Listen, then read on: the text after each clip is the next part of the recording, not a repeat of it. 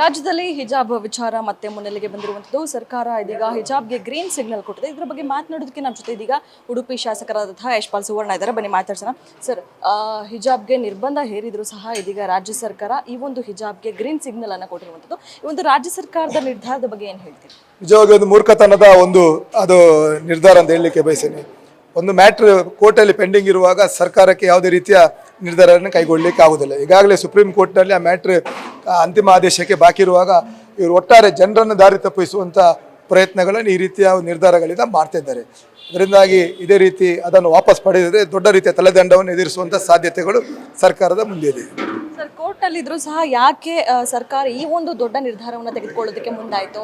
ಎಲ್ಲ ಒಂದು ಕಡೆ ದಾವಣಗೆರೆ ವಿಚಾರವಾಗಿ ಆದಂತಹ ಗೊಂದಲಗಳನ್ನು ಇಲ್ಲಿ ಸರಿಪಡಿಸಬಹುದು ಅನ್ನುವಂಥದ್ದು. ಒಟ್ಟಾರೆ ಇವತ್ತು ಅವರ ಆಲೋಚನೆ ಏನುಂಟು ಅಂತ ಹೇಳಿದರೆ, ಕೇರಳದಲ್ಲಿ ಇವತ್ತು ಮುಸ್ಲಿಂ ಲೀಗ್ UDF ಅನ್ನು ಬಿಟ್ಟು ಹೊರಗೆ ಬರುವಂಥ ಪರಿಸ್ಥಿತಿ ಇದೆ. ಒಟ್ಟಾರೆ UDF ಇಂದ ಬಿಟ್ಟು ಹೊರಗೆ ಬಂದರೆ ಕೇರಳದಲ್ಲಿ ಕೂಡ ಅವರಿಗೆ ಸರ್ಕಾರ ರಚನೆ ಮಾಡಲಿಕ್ಕೆ ಆಗ್ತಾ ಇಲ್ಲ.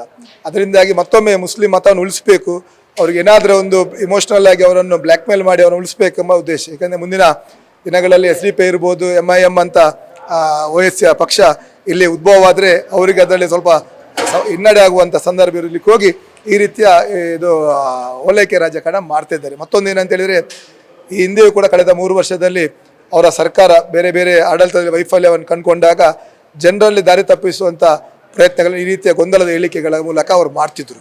ಅದರಿಂದಾಗಿ ಸರ್ಕಾರಕ್ಕೆ ನಾನು ವಿನಂತಿಯೂ ಮಾಡ್ತೇನೆ, ಮೂಲಭೂತ ಸೌಕರ್ಯ, ಶಾಲೆಗಳ ಕಟ್ಟಡದ ಅಭಿವೃದ್ಧಿಗೆ ಇವತ್ತು ಭಾಳಷ್ಟು ಸಮಸ್ಯೆ. ಟಾಯ್ಲೆಟ್ ಇರ್ಬೋದು, ಶಾಲೆಯ ಕೊಠಡಿಗಳ ನಿರ್ಮಾಣಕ್ಕೆ ದುಡ್ಡಿಲ್ಲ, ಶಿಕ್ಷಕರಿಗೆ ಸರಿಯಾದ ಸಂಬಳಗಳು ಸಮಯಕ್ಕೆ ಬರ್ತಿಲ್ಲ, ಅತಿಥಿ ಉಪನ್ಯಾಸಕರು ಇವತ್ತು ರಾಜ್ಯದಾದ್ಯಂತ ಪ್ರತಿಭಟನೆ ಮಾಡ್ತಿದ್ದಾರೆ.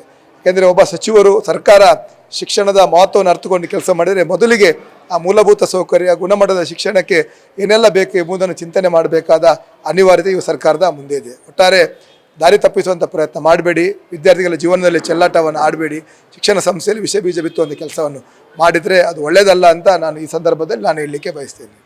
ಹಿಜಾಬ್ ಜೊತೆಗೆ ಏನಾದರೂ ಕೇಸರಿ ಶಾಲ್ಗೆ ಒತ್ತಾಯ ಮಾಡುವಂತಹ ವಿಚಾರ ಏನಾದರೂ ಇದೆಯಾ? ಈಗಾಗಲೇ ಅವರದೇ ಧಾರ್ಮಿಕ ಮುಖಂಡರು ಹಿಜಾಬ್ ಎಂಬುದು ನಮ್ಮ ಧಾರ್ಮಿಕ ಆಚರಣೆಯ ಭಾಗವಲ್ಲವಂತ ಅವರು ಈಗಾಗಲೇ ಕೋರ್ಟ್ ಕೂಡ ಅದನ್ನು ಸ್ಪಷ್ಟನೆ ಮಾಡಿದೆ. ಭಾಳಷ್ಟು ರಾಷ್ಟ್ರಗಳಲ್ಲಿ, ಮುಸ್ಲಿಂ ರಾಷ್ಟ್ರಗಳಲ್ಲಿ ಕೂಡ ಹಿಜಾಬ್ ಧರಿಸುವುದು ಅಗತ್ಯ ಇಲ್ಲ, ಹಿಜಾಬ್ ಅದು ಮ್ಯಾಂಡೇಟ್ರಿ ಅಲ್ಲ. ಕೇರಳದಂಥ ರಾಜ್ಯದಲ್ಲಿ ಕೂಡ ಇವತ್ತು ಹಿಜಾಬನ್ನು ನಿಷೇಧ ಮಾಡಿದ್ದಾರೆ. ಅದರಿಂದಾಗಿ ಇವರು ಟೋಟಲಿ ಅವರನ್ನು ಓಲೈಕೆ ಮಾಡುವಂಥ ಈ ಪರಿಸ್ಥಿತಿ ಇವತ್ತು ಅವರಲ್ಲಿ ನಿರ್ಮಾಣ ಆಗಿದೆ.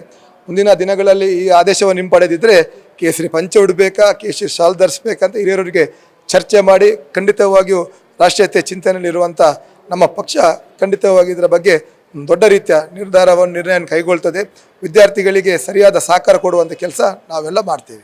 ಸರ್, ಒಂದು ವೇಳೆ ಇದು ಜಾರಿ ಆದರೆ ಬಿಜೆಪಿ ಹೋರಾಟ ಯಾವ ರೀತಿ ಆಗಿರುತ್ತೆ? ನೋಡಿ, ಸರ್ಕಾರಕ್ಕೆ ಮುಜುಗರ ಆಗ್ತದೆ. ಸುಪ್ರೀಂ ಕೋರ್ಟಲ್ಲಿ ಮ್ಯಾಟ್ರ್ ಪೆಂಡಿಂಗ್ ಇರುವಾಗ, ನಾವು ಕೋರ್ಟ್ ಮ್ಯಾಟ್ರ್ ಇರುವಾಗ ನಾವು ಅದರ ಬಗ್ಗೆ ಚರ್ಚೆ ಮಾಡಲಿಕ್ಕೆ ಹೋಗುವುದಿಲ್ಲ. ಸರ್ಕಾರ ಸರಿಯಾದ ಮಾರ್ಗದರ್ಶನವನ್ನು ಅವರ ಕಾನೂನು ಸಲಹೆಗಳಿಂದ ಪಡ್ಕೊಳ್ಳಿ. ಒಂದು ವೇಳೆ ಪಡೆಯದಿದ್ದರೆ ಅದಕ್ಕೆ ತಕ್ಕ ಯಾವ ರೀತಿಯಲ್ಲಿ ಅದಕ್ಕೆ ಉತ್ತರಗಳನ್ನು ಕೊಡಬೇಕಾಗುತ್ತಾ ಅನಿವಾರ್ಯತೆ ಬರ್ಬೋದು, ಆ ರೀತಿಯಲ್ಲಿ ನಾವು ಕೊಡ್ತೇವೆ. Thank you.